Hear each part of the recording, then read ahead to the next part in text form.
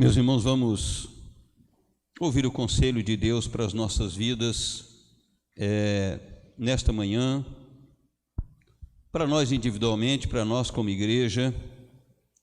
Eu convido a você para que abra a Bíblia no Evangelho de Mateus, capítulo 16. Eu vou explorar o texto do versículo 13 até o versículo 20, contudo, eu vou ler apenas do versículo 15 ao 18, e depois vamos ler mais duas passagens noutros livros da Bíblia, as quais nos servirá para embasarmos a mensagem de Deus nesta manhã, porque entendo e entendemos que a nossa autoridade está naquilo que a Bíblia nos expressa e não naquilo que nós pensamos. Evangelho de Mateus, capítulo 16, do 13 ao 20, mas vou ler do 15 ao 18, depois eu vou ler o versículo 20 de Efésios 2, e depois versículo 4 do capítulo 4 do livro do Apocalipse.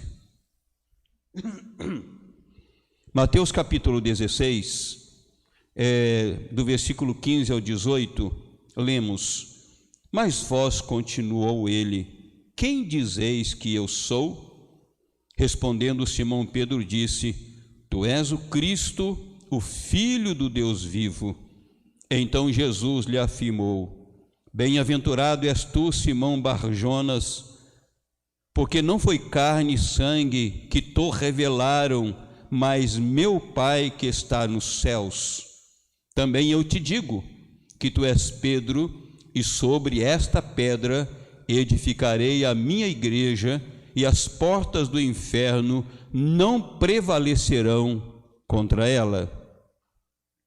Agora, nós vamos ler também em Efésios, capítulo 2, versículo 20. Não precisa abrir.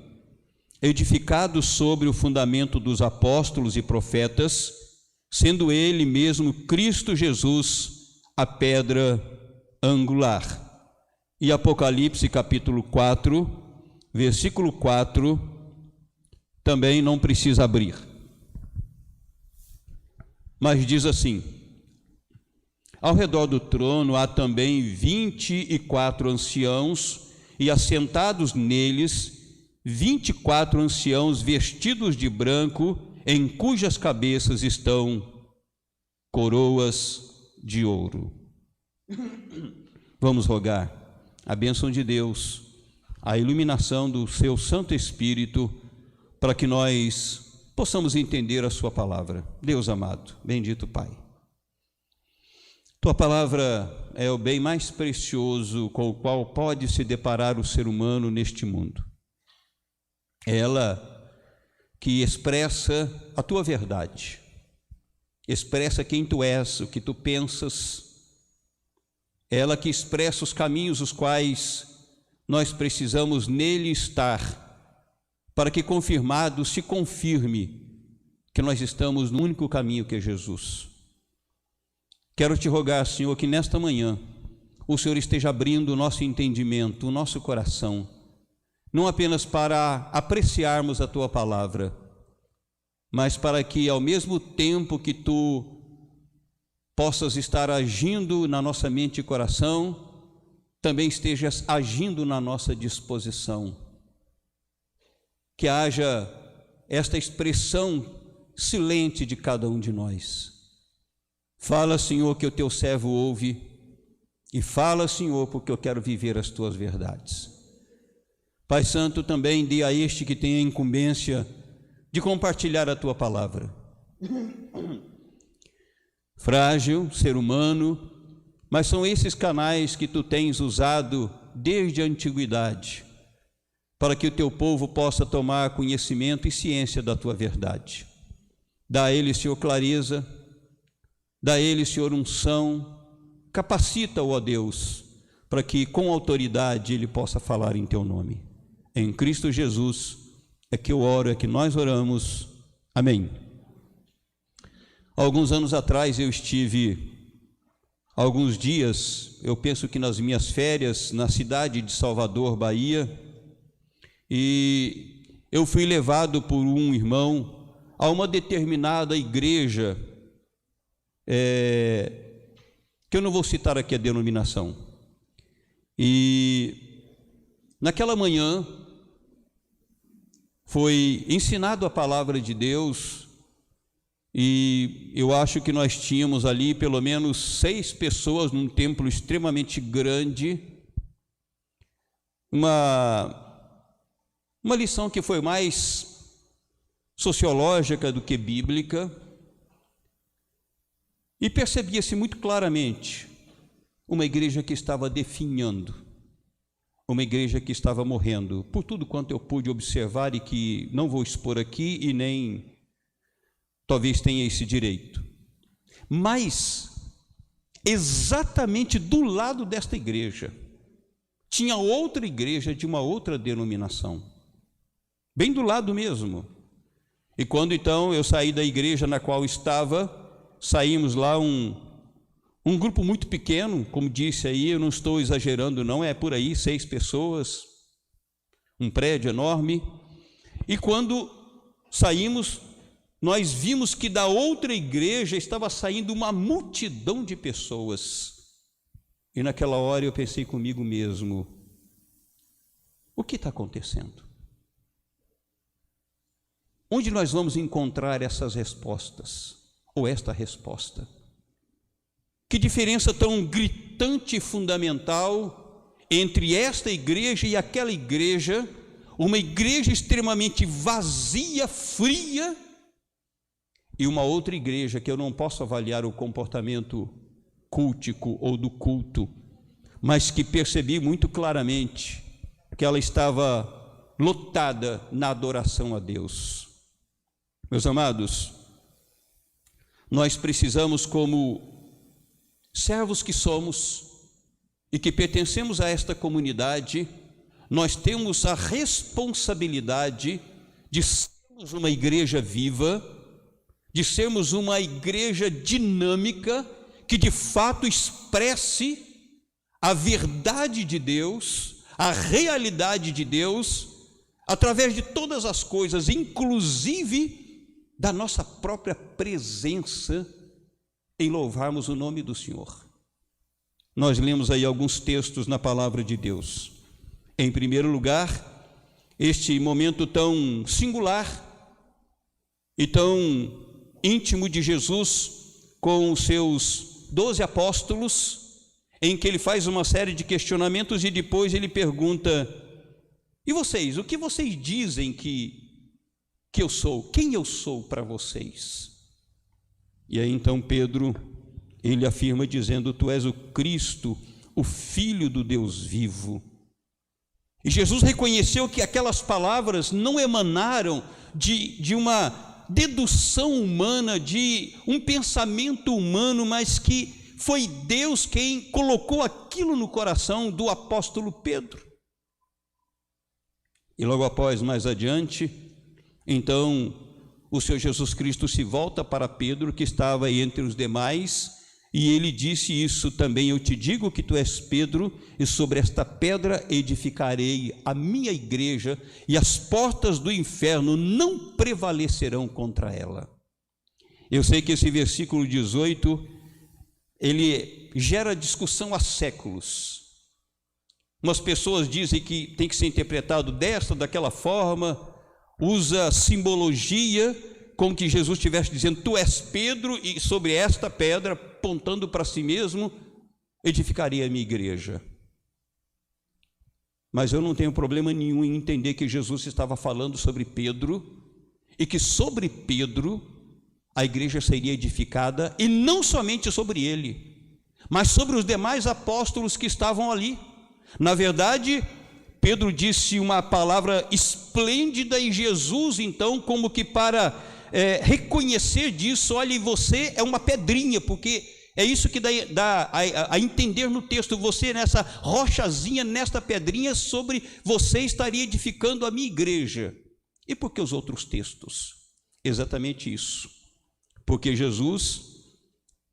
porque depois, através do apóstolo Paulo, ele vai dizer que os 12 apóstolos eram o fundamento da igreja. Não apenas a igreja foi constituída, construída sobre o alicerce, um alicerce chamado Pedro, o apóstolo Pedro, mas sobre os demais apóstolos. Efésios 2:20 fala isso, que a igreja foi construída no fundamento dos apóstolos e profetas, ou seja, esses foram o fundamento da igreja de Cristo. E quando chegamos em Apocalipse, que fala então de Deus estar no seu trono, governando o mundo, também fala ali de 24 anciãos, estabelecendo os patriarcas do Velho Testamento, as 12 tribos e também os 12 apóstolos, ou seja, a igreja do Senhor Jesus Cristo, quer seja no Velho, quer seja no Novo Testamento, ela foi construída, edificada, teve como alicerce as 12 tribos, os 12 apóstolos, dentre os quais pertencia o apóstolo Pedro. Então, não precisa fazer um exercício profundo, teológico, linguística, não precisa fazer um exercício mental e ter discussões anos a fio. Sim, Pedro foi parte deste fundamento, e Jesus respondeu diretamente, porque a resposta de Pedro foi excepcional, extraordinária. E aí então, o Senhor Jesus Cristo diz aí no final do versículo 18: edificarei a minha igreja, e as portas do inferno não prevalecerão contra ela. Aí cita então o texto, o Senhor Jesus Cristo dizendo da edificação da sua igreja, sobre Pedro, sobre os demais apóstolos, citada posteriormente também pelo apóstolo Paulo, e diz que o inferno não haveria de prevalecer contra esta igreja, e cremos nisso. A igreja triunfante, a igreja invisível, a igreja de todos os tempos, do Velho, do Novo Testamento, enquanto existir mundo, jamais o inimigo ou o diabo fará a igreja se calar, se intimidar, recuar, inexistir, implodir, explodir. Jesus está dizendo que as portas do inferno, que o diabo com toda a sua astúcia jamais prevaleceria contra a sua igreja.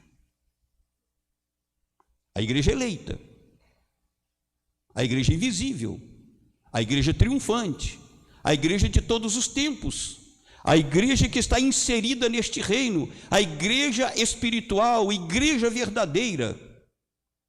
Mas quero dizer para você algo bastante sério e grave. Várias igrejas locais fecharam as portas. Várias igrejas na Europa fecharam a sua porta. A igreja em Éfeso fechou a sua porta, lá daquela época. Você vai olhar a história, ruínas, logo depois. Logo, a igreja de Cristo, a triunfante, nunca será derrotada. Mas as igrejas locais, se nós não vivermos de acordo com a palavra de Deus, se nós não nos sujeitarmos a Deus, se nós não vivemos os preceitos de Deus, se nós não usarmos todo o instrumental da parte de Deus providenciado pela sua palavra, pelo seu Santo Espírito e a nossa obediência, as igrejas locais ficam fragilizadas, às vezes a ponto de fechar a sua porta.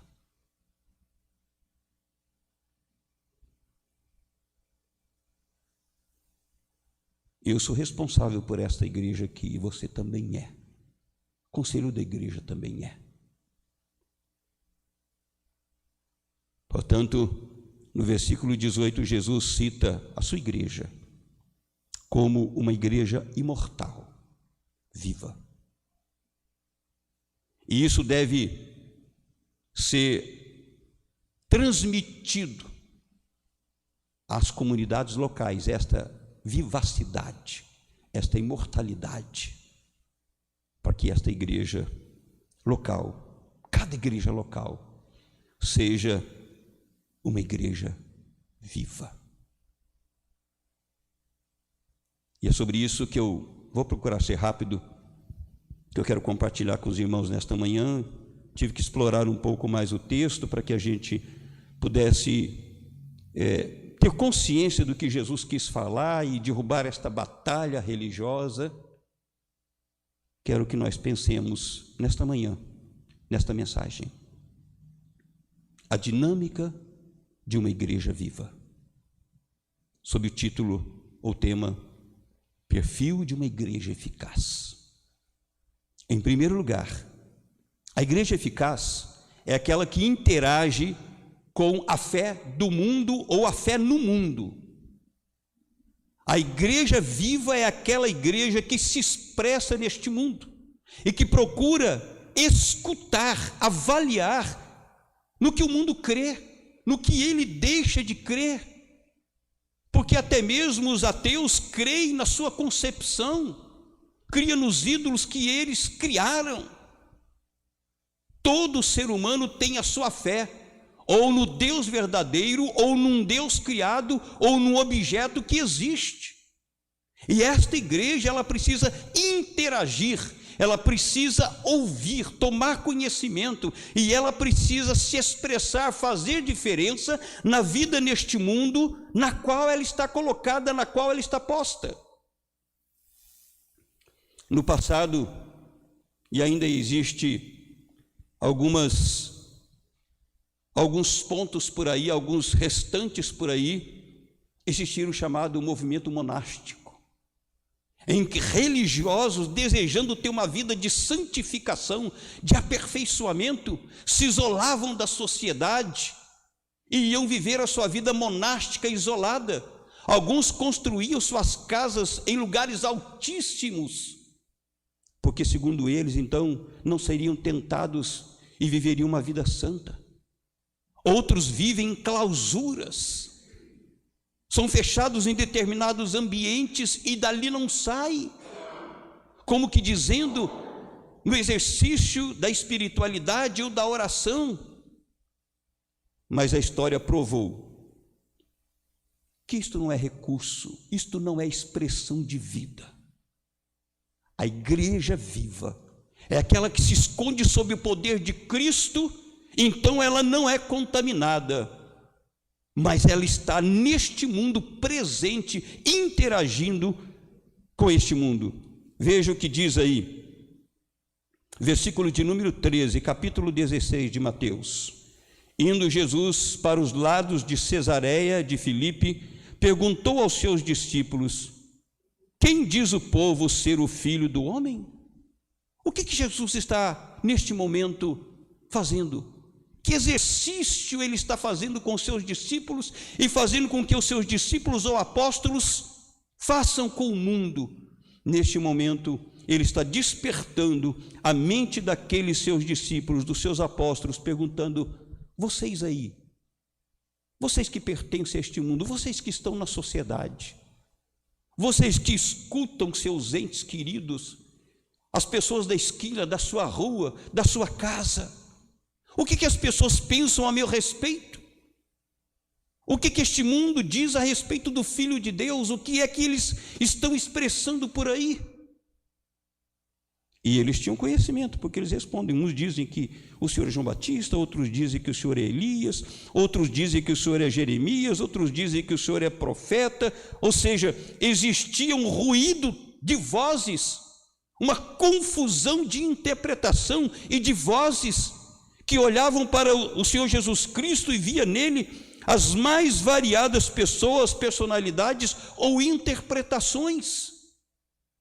Mas a verdade é que naquele momento os discípulos tomaram conhecimento, e Jesus, não digo que ele tinha ciência de todas as coisas, mas se colocarmos um ser humano no lugar do Senhor Jesus Cristo, naquele momento também Jesus Cristo estaria dizendo: agora eu sei o que o mundo está pensando ao meu respeito.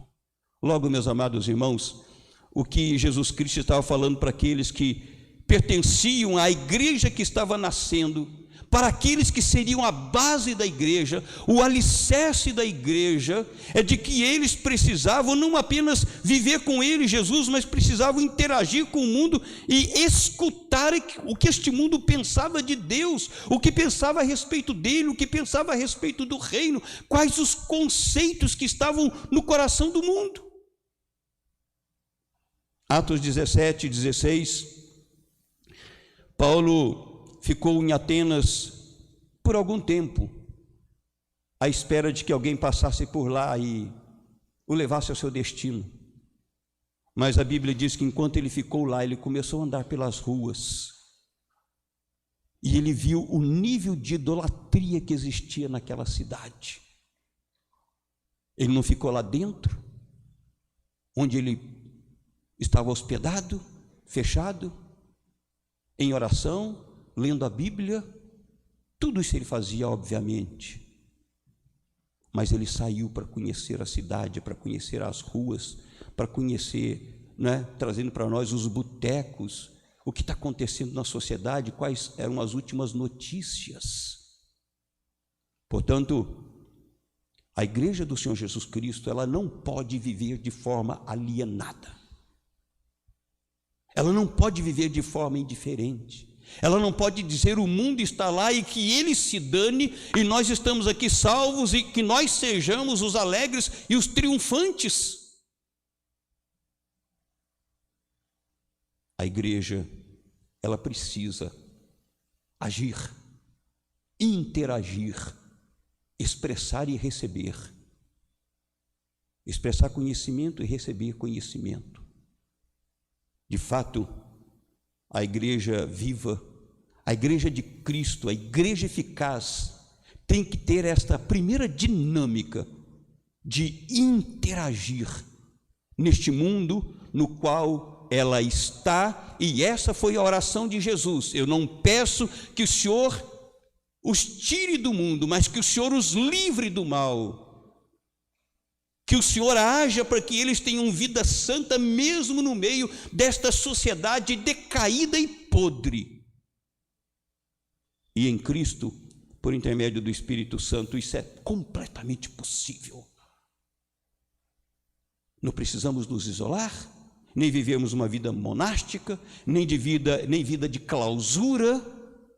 Nós temos, afinal de contas, o poder, o próprio Deus habitando em nós. E se assim o temos, o suficiente, o mundo não haverá de nos contaminar, nem de transformar a nossa mente. A dinâmica de uma igreja viva, perfil de uma igreja eficaz, em primeiro lugar, ela interage com o mundo, com a fé ou a descrença do mundo. O ponto principal é interagir. Mas em segundo lugar, esta igreja, ela é afirmadora da realidade de Cristo. Ela não somente interage, não somente toma conhecimento, mas diante de todos os conhecimentos e diante de tudo quanto o mundo pode produzir para se satisfazer, para se fazer feliz, no meio de tudo isso não existe nada mais que possa realizar este mundo a não ser a pessoa de Jesus. Eu li algum tempo atrás falando que o mundo conhecia mais o personagem Mickey do Walt Disney do que Jesus. Que o mundo conhece mais a Coca-Cola do que Jesus. E há muito tempo atrás, eu li no livro, muitos anos atrás mesmo, Ray Summers, A Igreja em Chama, lá o testemunho de que se a igreja de fato comunicasse uma verdade, dentro de poucas horas, todo mundo saberia desta verdade. Tal qual hoje são as redes de comunicação, a internet. Mas que se conhece mais várias coisas do que o próprio Jesus. Versículos 14 ao 16. Mas vós, continuou ele, quem dizeis que eu sou? Respondendo, Simão Pedro disse: Tu és o Cristo, o Filho do Deus vivo. Então Jesus lhe afirmou: Bem-aventurado és tu, Simão Bar-Jonas, porque não foi carne e sangue que tu revelaste, mas meu Pai que está nos céus. Então Jesus se dirige a eles e pergunta: E vocês?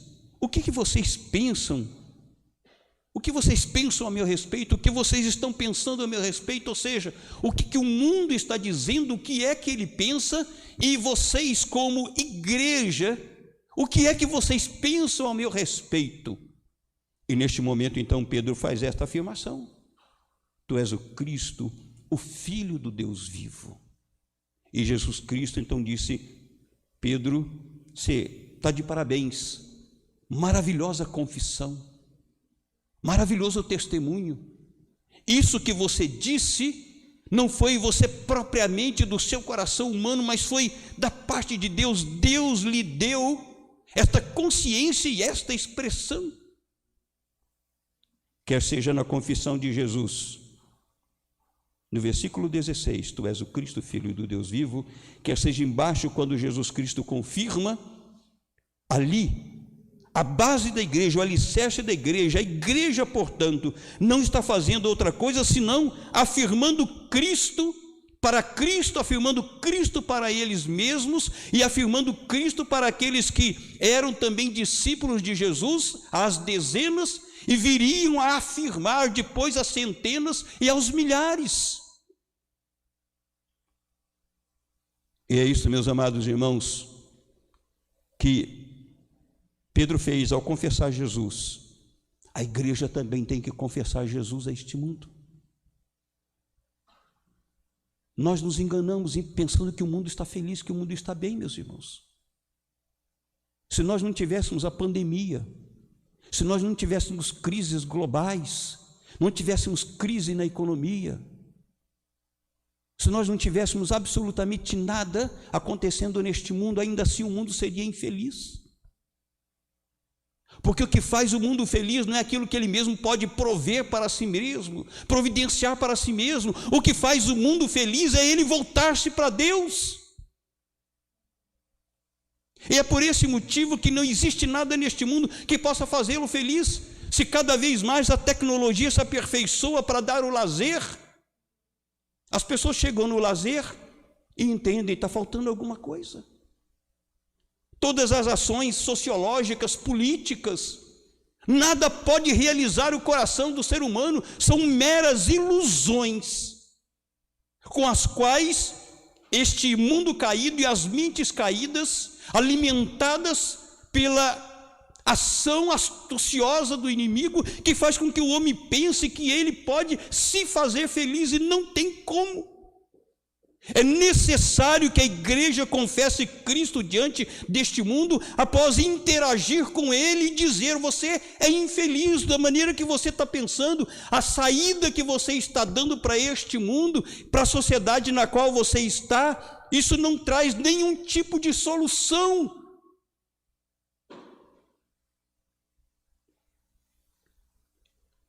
Não tem nada neste mundo, nem lazer, nem política, nem partido político, nenhuma proposição que possa realizar esse coração humano.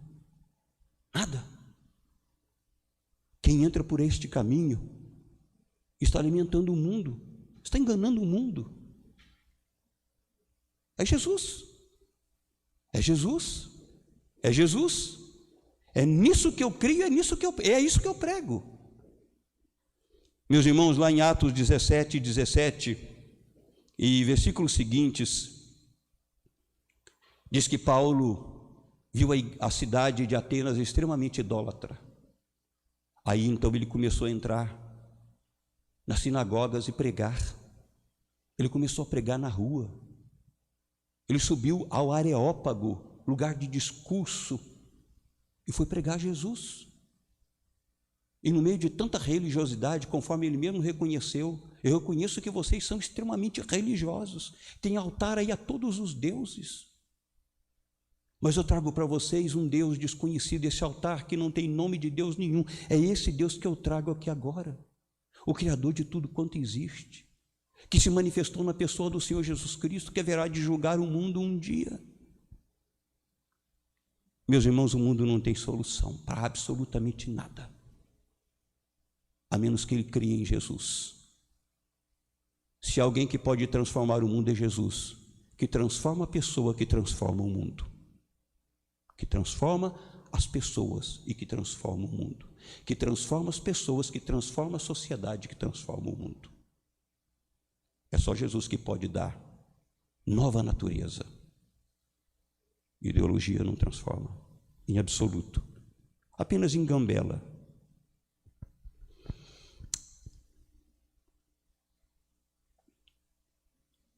A dinâmica de uma igreja viva, perfil de uma igreja eficaz.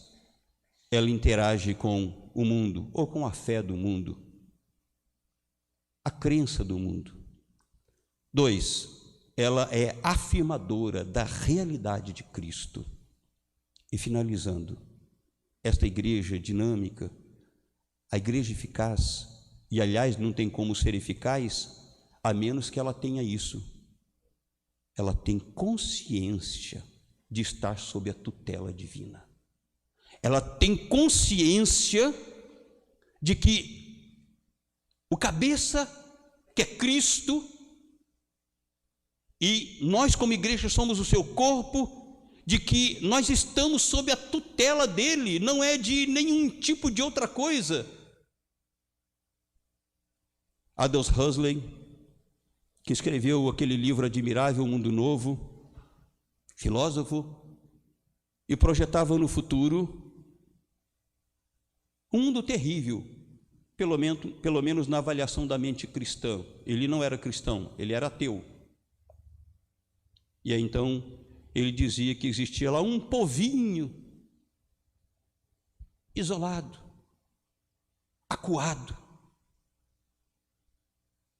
E esse povinho não era outro senão o povo de Deus, que não se expressava, que nada afirmava. A igreja não pode se encolher, ela não pode se intimidar, ela não pode ir para o seu canto e bater no peito e dizer: nós somos os bons, nós somos os melhores. Temos a melhor proposta, Jesus. Nós não somos os melhores. Versículos 17 e 18, aí na sua parte B, versículo 18, 17 nós já lemos. Então Jesus diz: bem-aventurado és tu, Simão Bar-Jonas, que não é outro senão Pedro. Deus te revelou isto. Deus que está no céu, meu Pai, é que revelou isso ao seu coração. E aí ele diz, aí no versículo 18b: edificarei a minha igreja, e as portas do inferno não prevalecerão contra ela. Em nenhum momento a igreja eleita do Senhor Jesus Cristo, a igreja triunfante, a igreja invisível, a igreja orgânica, a igreja espiritual, a igreja de fato e de verdade, que está ligada de fato e de verdade na videira verdadeira que é Cristo Jesus, esta igreja jamais vai ser pisada pelo mundo.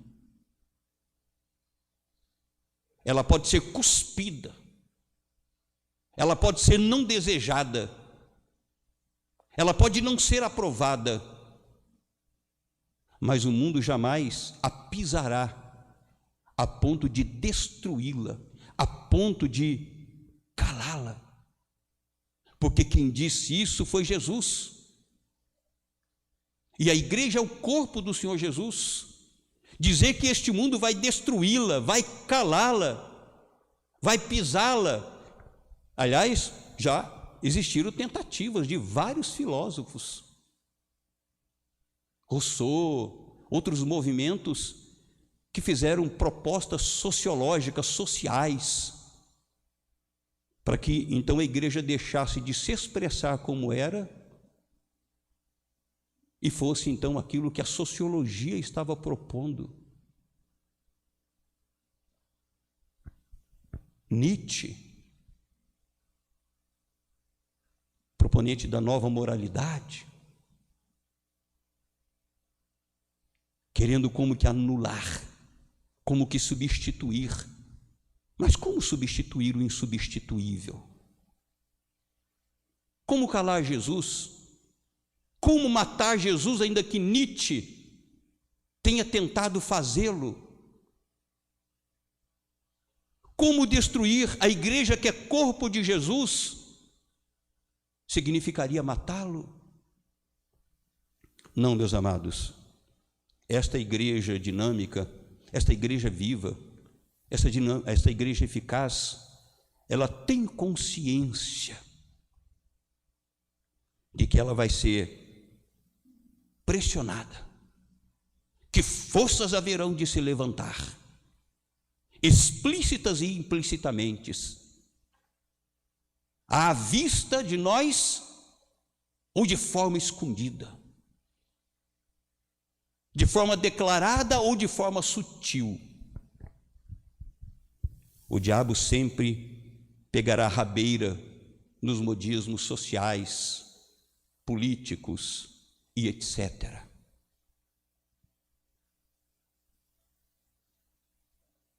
Mas ela tem que ter consciência de que ela está sob a tutela de Deus. As portas do inferno jamais prevalecerão contra ela. É Jesus que disse. Eu creio. Certamente você também crê. Mais do que isso, mais explícito do que Mateus 28:20 não tem. Eis que estou convosco todos os dias, até que o mundo acabe. Até que essa era acabe, estou com vocês.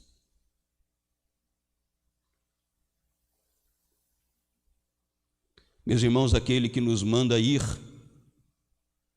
Ele está conosco. Aquele que nos manda ir, está conosco, está ao nosso redor, está na nossa mente, está na nossa mente, no nosso coração, está no nosso ser. Por isso nós não podemos e não devemos recuar, e não devemos temer ao falarmos de Cristo a alguém, porque Ele sempre nos suprirá com as palavras necessárias para que o seu nome seja glorificado e Jesus seja afirmado.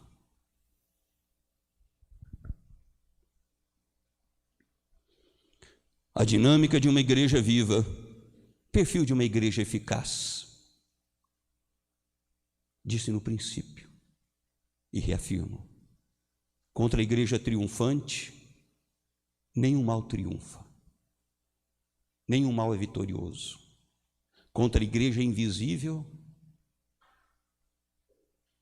nada e ninguém pode se levantar e destruir. Esta igreja sempre existiu e sempre vai existir.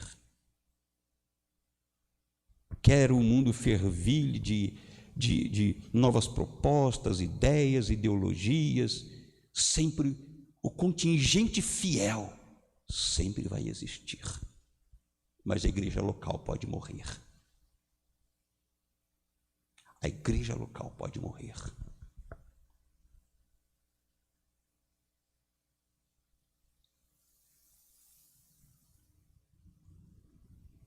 E aí, para que a nossa comunidade seja dinâmica, para que ela seja eficaz, é através de você e de mim, de todos nós, da liderança de vocês em liderança. Precisamos interagir. O que é que você sabe do seu vizinho, do seu bairro? Não é para fofocar não, tá? É para você verificar que Deus Ele adora, quais são os seus valores, o que é que Ele necessita.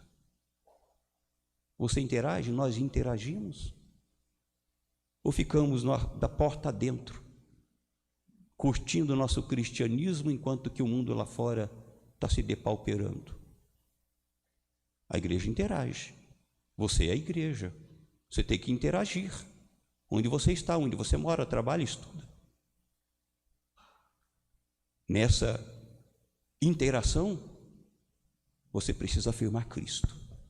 No meio de tudo que essa pessoa diz, olha, agora eu estou realizado, comprei meu carro zero do ano, agora eu tenho uma folga financeira.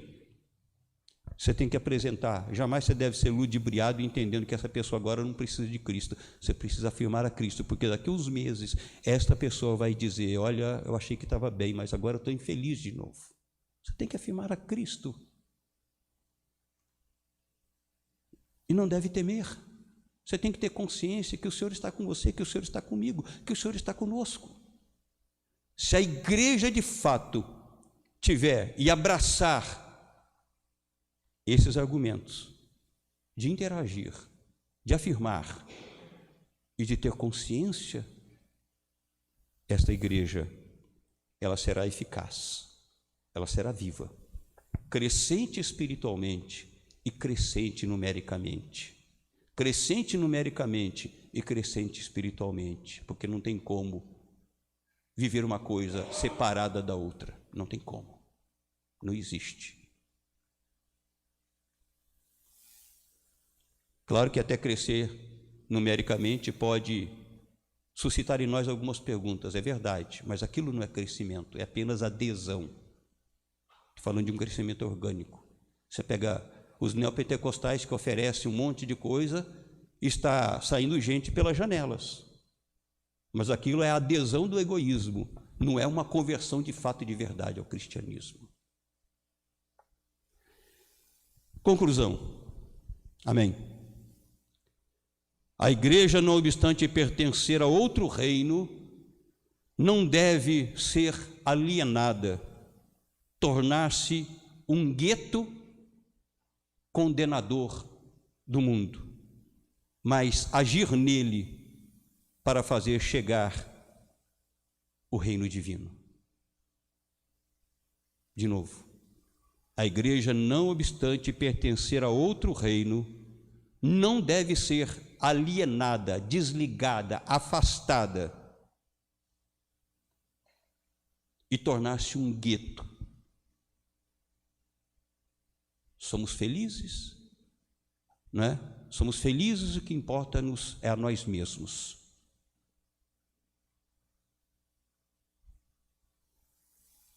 Ao invés de ter comunhão, tem a koinonite, que é a doença da comunhão. Doença. Koinonia é vida, koinonite é a igreja feita gueto. Não deve tornar-se um gueto para condenar o mundo, mas agir nele, interagir com ele, para fazer com que neste mundo se estabeleça o reino de Cristo. É isso que nós oramos: venha o teu reino, seja feita a tua vontade. Mas rogarmos que o mundo venha e ficarmos enclausurados, não temos fé que o Senhor está agindo conosco, né? Nos tornarmos um gueto separado, isso aí não nos faz uma igreja viva. Isso é contra a dinâmica do Espírito na igreja. Meus irmãos, eu rogo ao Senhor, que o Senhor nos convença. Rogo ao Senhor que você não tenha ouvido apenas mais uma mensagem e que a seu juízo foi boa, média, excelente, ruim. Não, eu espero que você tenha colhido tudo aquilo quanto Deus falou a você, porque disso eu tenho consciência. Tudo isso está em perfeita harmonia, 100% com a Bíblia, 100%.